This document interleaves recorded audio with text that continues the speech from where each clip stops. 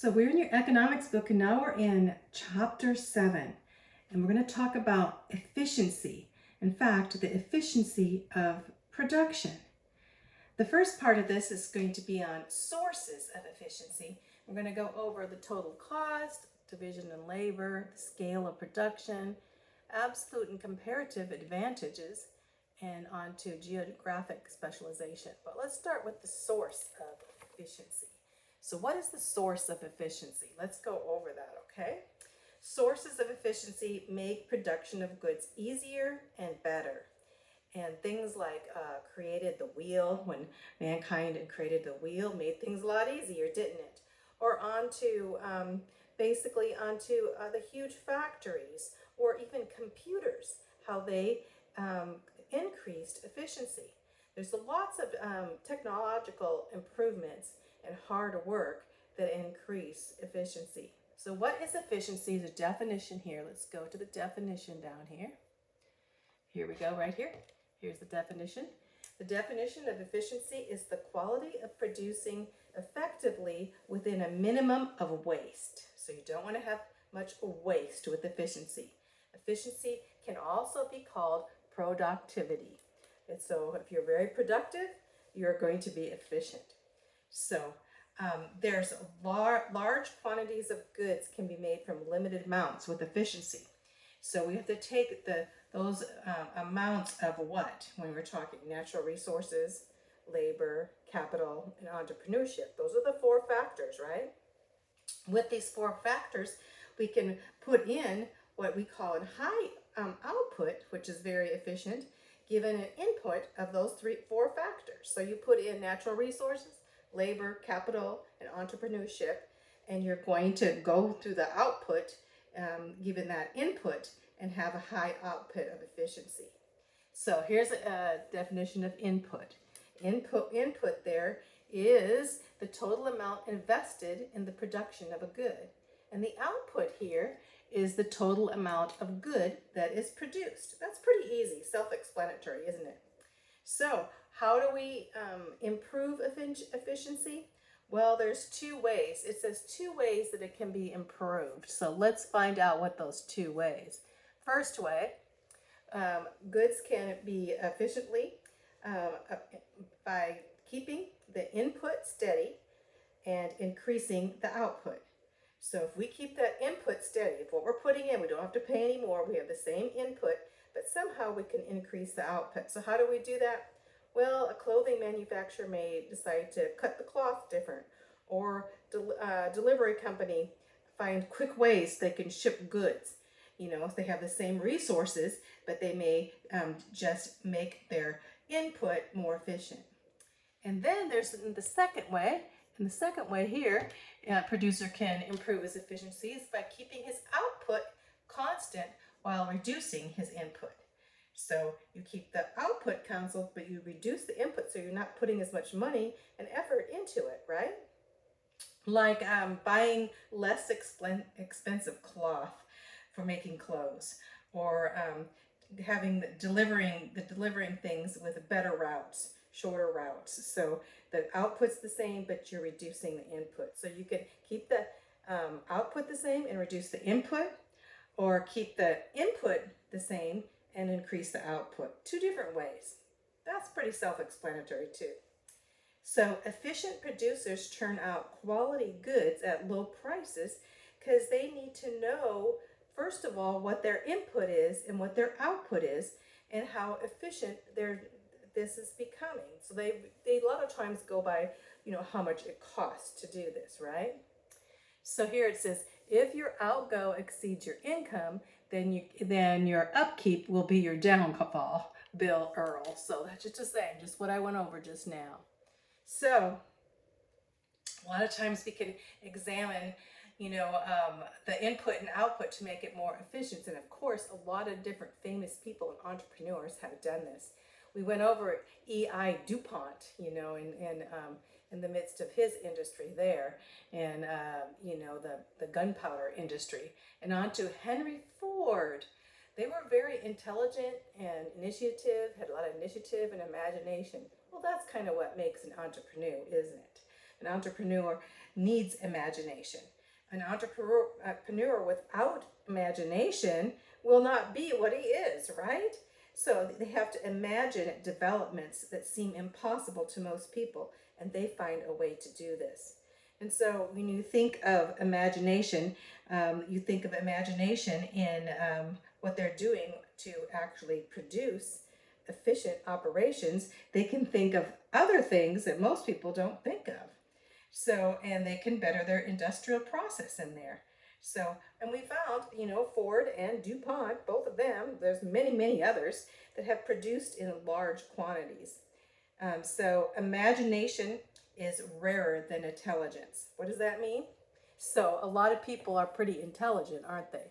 We find people that, they can do math in their head and, genius level people and everything. But, if they don't use that, use imagination with it, they will not, produce, they will not be an entrepreneur, will they? Intelligent is good to have, of course, but to go along with that, we have to go forth and be imaginative, imagine developments as we need be. I always say it has to do a lot with God in your life.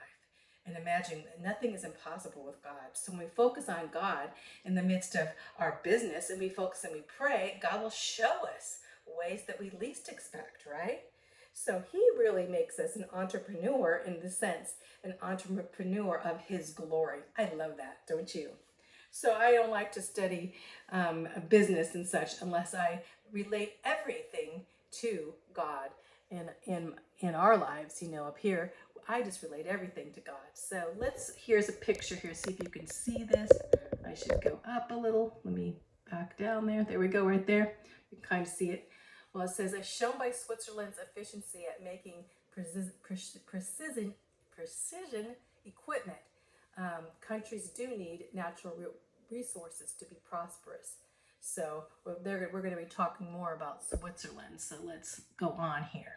So it says, Switzerland had few resources, not very many resources, except they had mountain streams. They had a lot of electricity back in the beginnings of electricity, that is.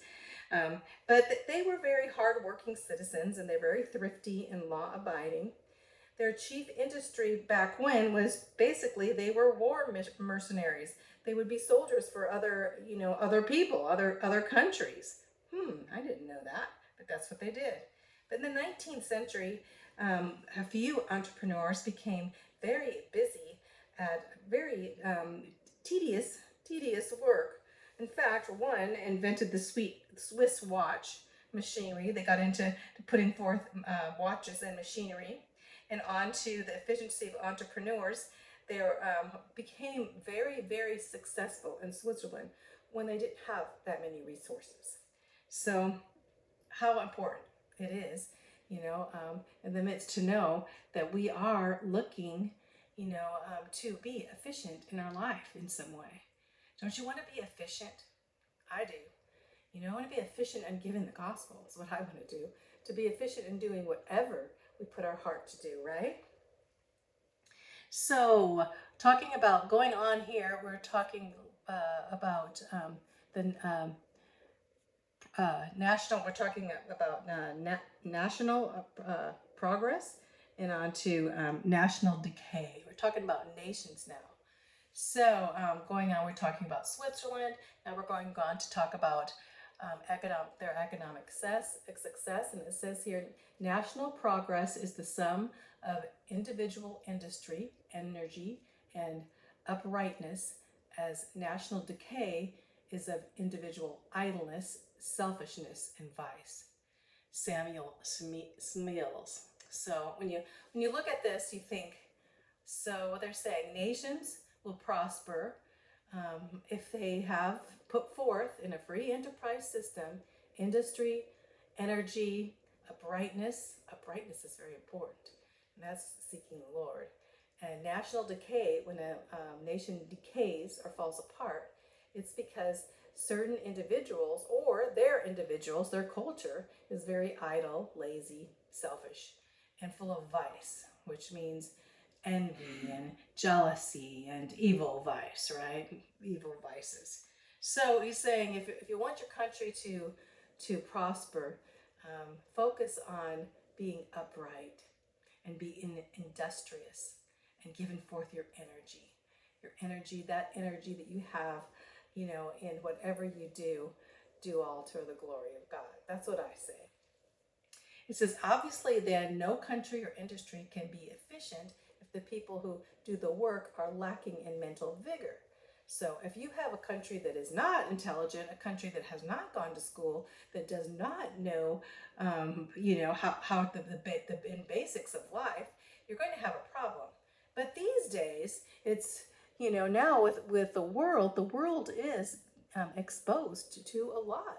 Not only a lot in computer industry, but everywhere. So here's what it says right here. I just have to go over this here. It's talking about intelligence, and it says here, if people make good use of their intelligence and imagination, wherever that, even the poorest country can grow prosperous. So we all have some notion of what the word intelligence means. So what does intelligence mean? An intelligent person is one who is mentally alert, someone who understands what's going on around him. It is the intelligent work that creates the wealth of nations.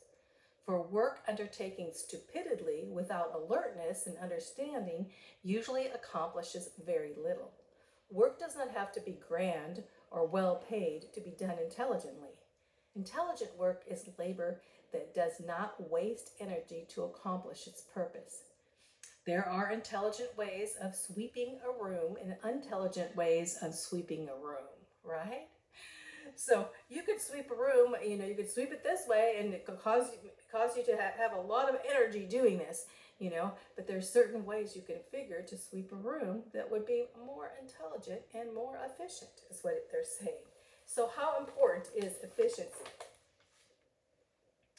So let's go on here. Oh, and of course, here's the poem here for you to read that talks about efficiency.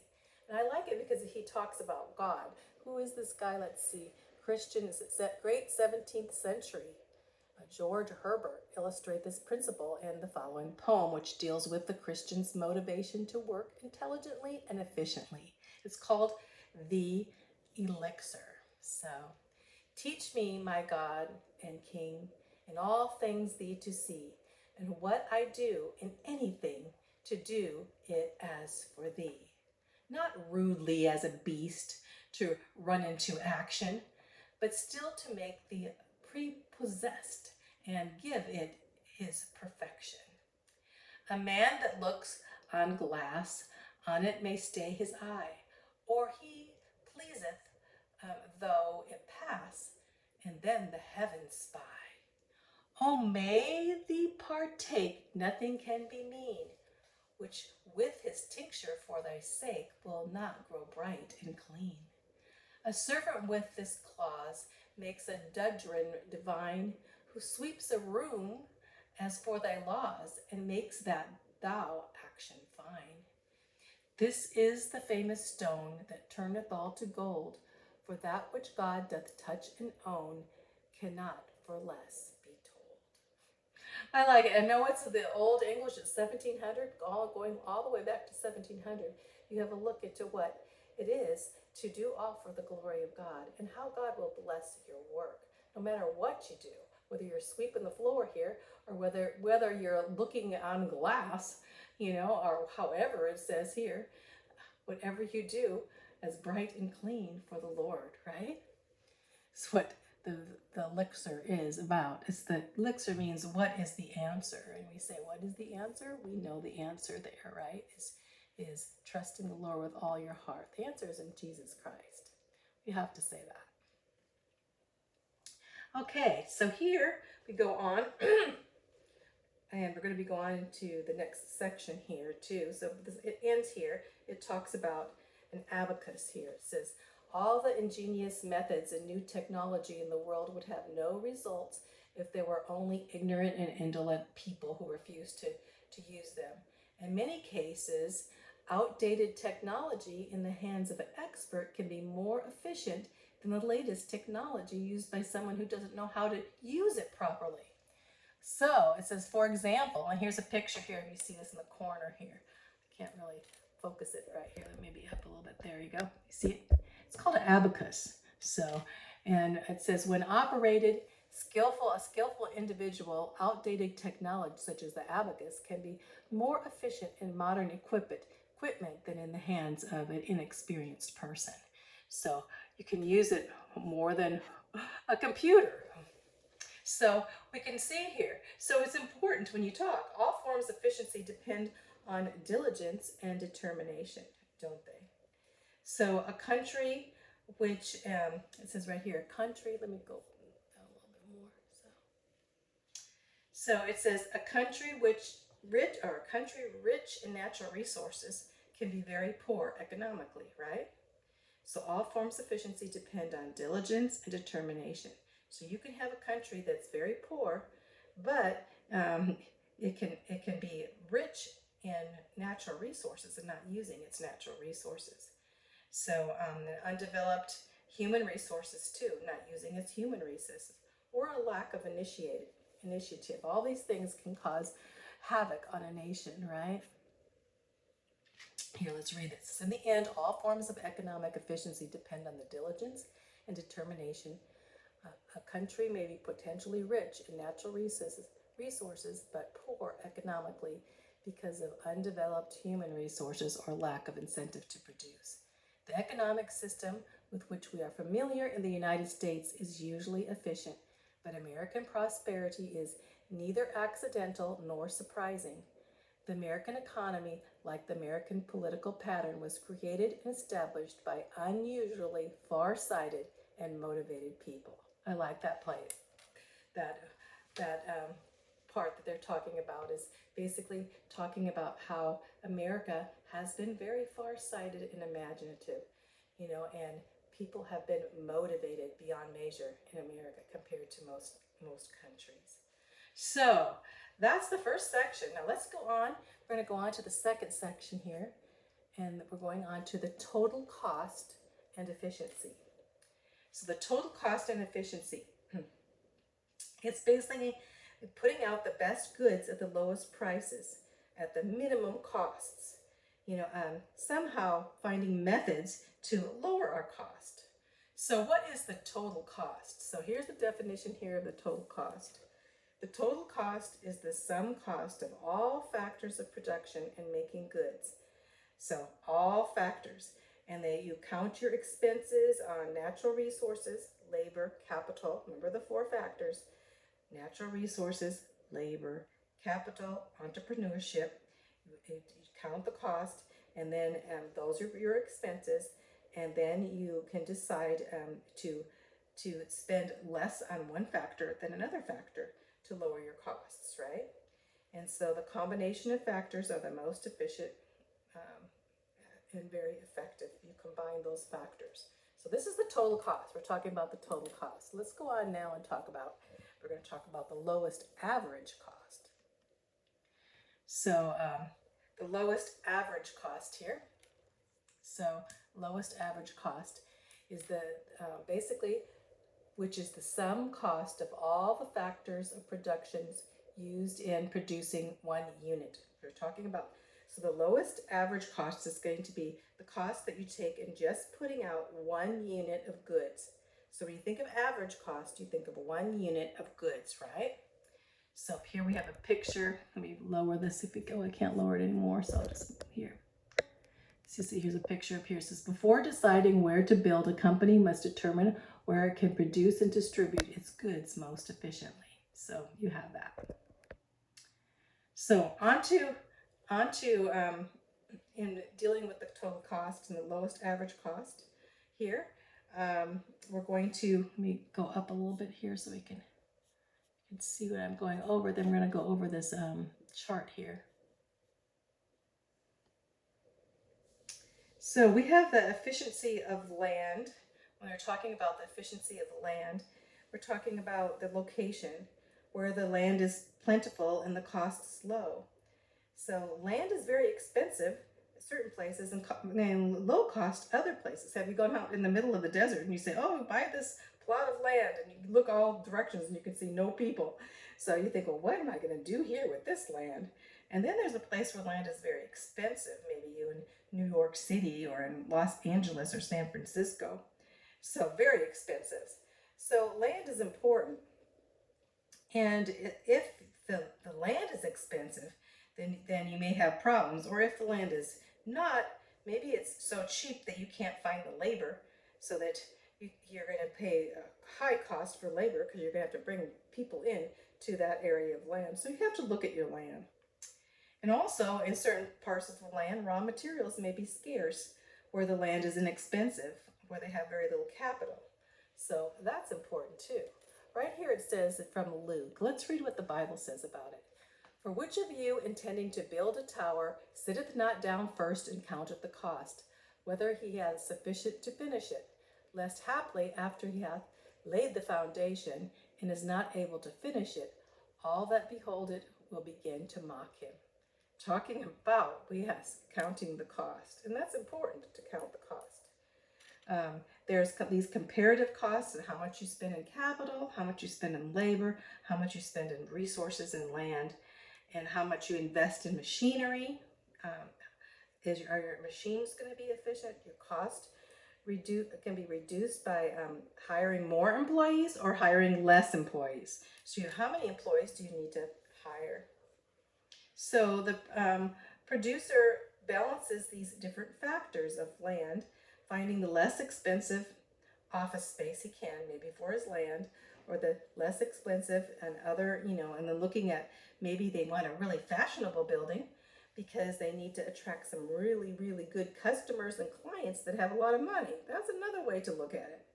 So to pay high salaries and wages, you have to figure out how many salaries do we need to hire people that are trained, that have had education, or do we need what labor force do we need? That's important too.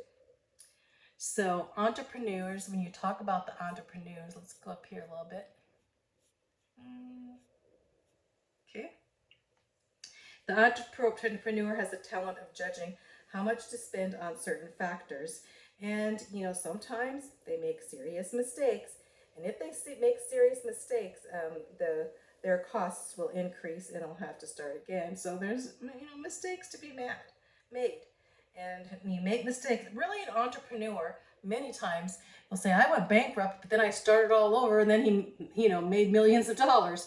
So the thing about an entrepreneur is they basically, they're pretty resilient, and they go on from those times where they lost onto times to learn from how they lost it and to go on. So that's kind of part of being an entrepreneur. So let's look at the tomatoes. Here's the tomatoes. So let's see if I can, there we go. Methods of producing tomatoes. And so you can have the method of a small garden or a large farm. Here, I can see if I can go in a little bit here so you can see there. Large farm and onto a large greenhouse. And you can see the input there. In a small garden, you can spend $200 on rent of the land, the tomato transplants, spades, fertilizer, all these things. A large farm, $40,000 rent of the land, tomato transplants, the fertilizer, and the plows and machines that you have. And onto a large greenhouse, $48,000. You have to put it in a greenhouse. You have to develop a greenhouse, which is pretty expensive. You have fertilizers and pesticides, labor of 5 workers, so it's going to cost more. So then you have the output. You have 500 pounds of tomatoes produced by the small garden. Then you have 200,000 pounds of tomatoes in the large farm and 200,000 in the large greenhouse. Cost per pound is very important. 40 cents per pound in the small garden, 40 cents per pound, 20 cents per pound in the large firm, and 24% in the greenhouse. So these are important. You're balancing these out. So you can see the difference. To find the average cost, this is you're going to divide the input by the output, which they do there. And so we can see in the chart what the differences would be, how much you'd have to put into it before, or how, what type of method would you like to do. And that's the methods of producing are quite varied, and just what you know that you need to do. So, and developing the cost to make a cost of where do you want to be here, and what type of output, what is your cost of output going to be? What's your price that you're going to be able to sell your tomatoes for? So let's go on to the next section. Alrighty, kind of going on to, let's skip here. Let's see.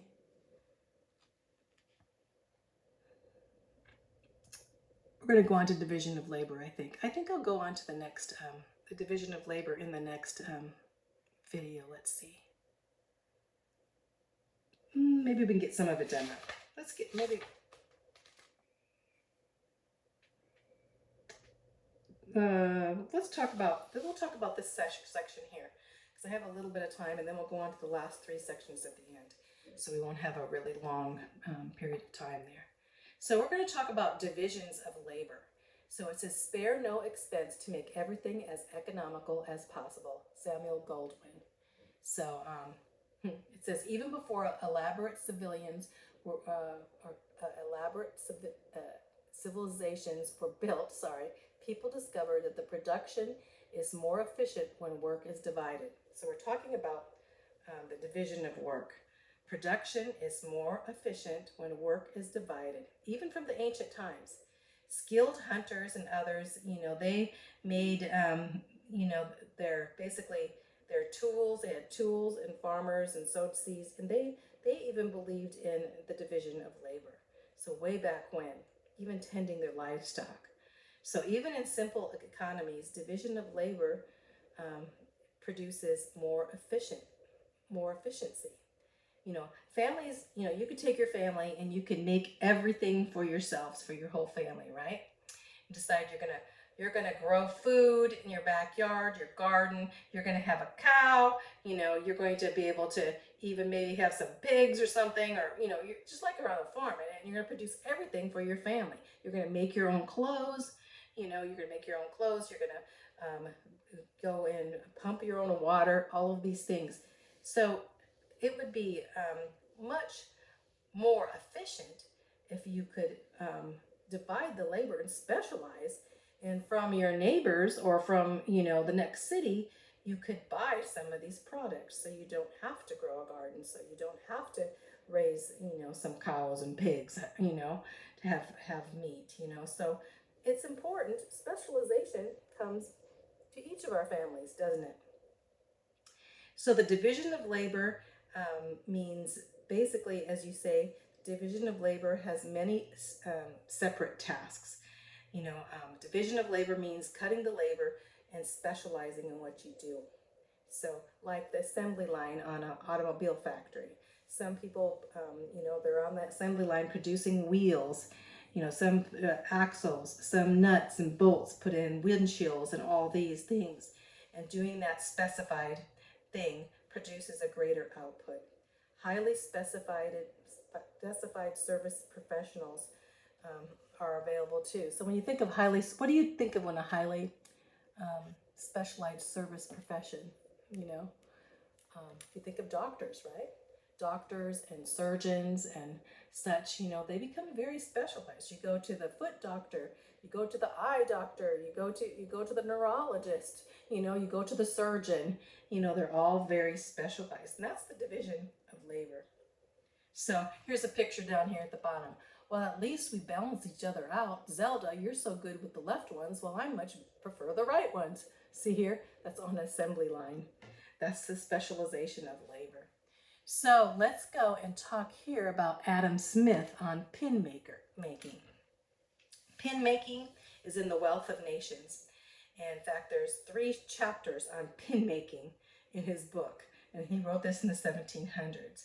So he was producing these straight pins. And the pin maker, of course, was not an educated person. So he had to train each one of the pin makers.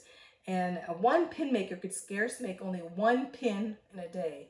Maybe they could make more, but no more than 20 in a day pins. If they got really good, one pin maker could possibly make up to 20 pins a day. But if he divided the labor into branches and he had one of the pin makers drawing out the wire, another straightening it out, another cutting it, another pointing at it, another grinding it, and he had 18 divisions of operations, and one or maybe two or three for each man. So a person could do one operation or could maybe do two or three small operations, but no more than that. Very specialized. In that way, he could make 12 pounds of pins per day, which 12 pounds of pins per day doesn't sound that much to us, does it? Well, 12 pounds of pins a day. He could make 12 pounds of pins a day, but that would be 4,000 pins, right? And so 10 people working there could make 48,000 pins a day. And each person would make 1/10 of those. So one person could make 4,800 pins a day. And that was such a greater output than one person making 1 to 20. As they couldn't make any more than 20. Now one person doing the specialized way could make 4,800 pins a day instead of 20 pins a day. That's a big increase, isn't it? And that's what happened with specialization of labor. So when we think of the division of labor, there's advantages and disadvantages here. Advantages are the division of labor. You can make more goods produced per person. We know that. Also, more inventions are encouraged to efficiency. Fewer tools are needed per worker. Better use of resources, more leisure for workers, greater variety of goods, including services, the development of specialists. You know, the division of labor has, I specialize in this one thing. You know, I was specialized in plasmapheresis as a nurse, and that's what I did. I didn't do a lot of different other types of nursing. So specializing in that area is because of the division of labor. Also disadvantages here. What are some of the disadvantages for division of labor? Well, sometimes workers get a little bored of doing the same thing all over and over hundreds of times, right? Also, there's a standardization of goods. Everything has to be a standard to do it. You can't have anything that's custom. Everything is the same. Also, the technological unemployment, basically there's not a lot of technological improvement there. And then on to the decline of small-scale industry. Yes, small-scale industry, now you have big factories doing the assembly line, don't we? And then on to the decline or the possible hostility between labor and management. They get bored, they want to get more money. Labor and management, you have lots of problems in the factories that have all these assembly lines. The people are actually fighting for their labor management, right? And possible dislocations of a delicately interdependent economy. So things can get out of hand sometimes when all we can do is one little thing on an assembly line in a factory, right? So those are some pros and cons. So going back up here when we talk about Adam Smith, after he introduced, the Wealth of Nations and the division of labor, Scotland was a poor country at the time, and they took for granted things like cups and plates and chairs and mattresses and blankets, knives and forks and sheets and tablecloths and glass and fuel. They took for granted. They had to make all those things, and they were very scarce in the 1800s. But by the time of Smith's death, Scotland was comparably prosperous because as they brought in with the pin deal, bringing in that the efficiency of production through division of labor, a lot of these things could be produced more quickly with dividing labor and efficiency in a factory type of environment on an assembling line. So companies also specialize in the production of a single commodity of a limited number of goods. So when you do assembly lines, you have to have a single commodity, usually like an automobile. We're all going to produce an automobile on our assembly line. Or we're all going to produce. So if you have a lot of different things, it's not going to work on an assembly line, is it? So sometimes the economy of an entire region or country, so you want the economy of the country will be um, affected in these ways, and they'll just go like, all we're going to do here is grow coffee, or all we're going to do here is, bring in oil, petroleum extracting. And then you have a whole country that's dependent on one certain natural resource. And in doing that, they have to go out and sell what they have or exchange and trade for what they need. So this division of labor has come about because of the specialization results in low average costs and high comparative efficiency. So going on, um, how important it is, in specialization to take it the way it is. And of course, it's going to produce more, but there's going to be a time where it's not going to be as productive. And we're going to get into that too. So it says, without specialization, each of your family would probably have to spend most of his time trying to provide for the family needs. Even then, your standard of living would be far below where it is under the system of labor that is enjoyed in the United States and other countries with similar economic systems. So the division of labor is a major, I should say, blessing in many ways to our country. So let's stop there.